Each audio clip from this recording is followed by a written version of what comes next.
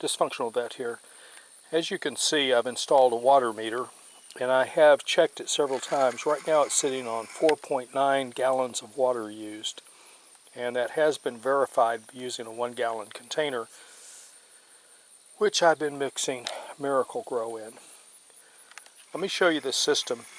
Right now I'm still hooked up to this garden hose. I have not yet run the hose, it'll be a clear plastic, which I'll show you in just a second, over to my manifold header for inserting fertilizer. The line's going to be coming across here, goes into this manifold, which I've explained in previous videos. It comes through this clear tube. That clear tube is to allow me to disconnect this during the wintertime and store all the parts. Makes everything small, compact, and easy to move.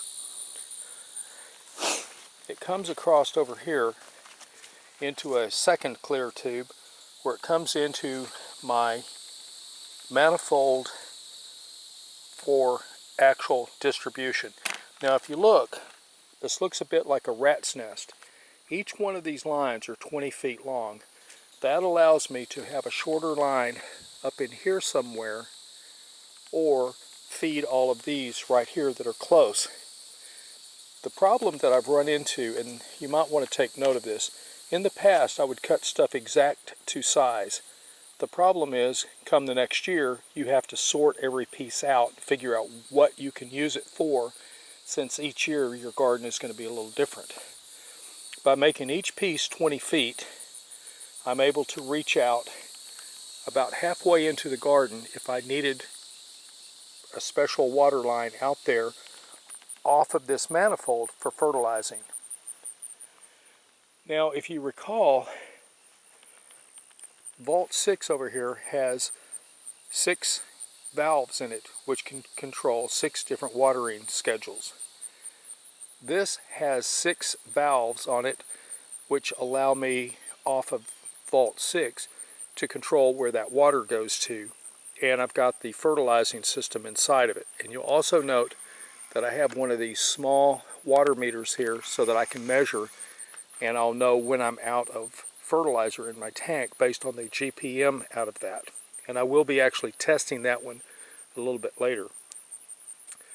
But from the line, I come down here, I now have an option of 5 different fertilizing schedules, 5 different watering schedules based on which of these valves, right here, see the control valves? Which one of these are open, and that gives me a total of 5 times 6 different watering schedules, different fertilizing schedules, and so forth based on the clock timer kicking in that runs through my distribution manifold over there. Currently at this time I'm in the process of finishing hooking it up, but I wanted to give you this update, and I wanted to suggest, if you make something, all these lines that run down here, all these drip lines, these are all 53 feet long.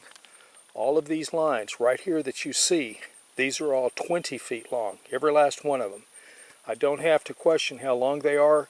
I just pick them up in the winter, wrap them up, and in the springtime get them back out, and I know exactly how far I can reach in any given spot.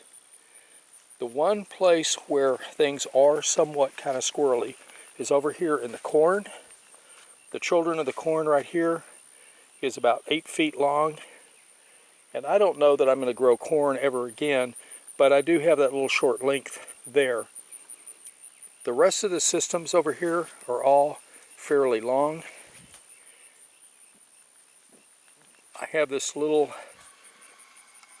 watering T-section here for these peppers. I'll be putting more peppers in. I'll be expanding this out. I have very long watering systems here.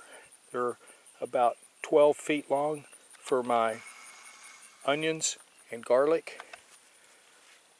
This hose right down here is incredibly long. It's about 25 feet long, and this waters my okra and my asparagus. The rest of the system is not yet in place. However, over here where my squashes are, and pumpkins and all that good stuff, cantaloupes. Those are all wired in. They're just not hooked up for water yet. That will be done probably tomorrow because it's getting late today. It's been raining. That puts a damper on working outside. Seeing as how I don't have to, I don't. Dysfunctional vet out.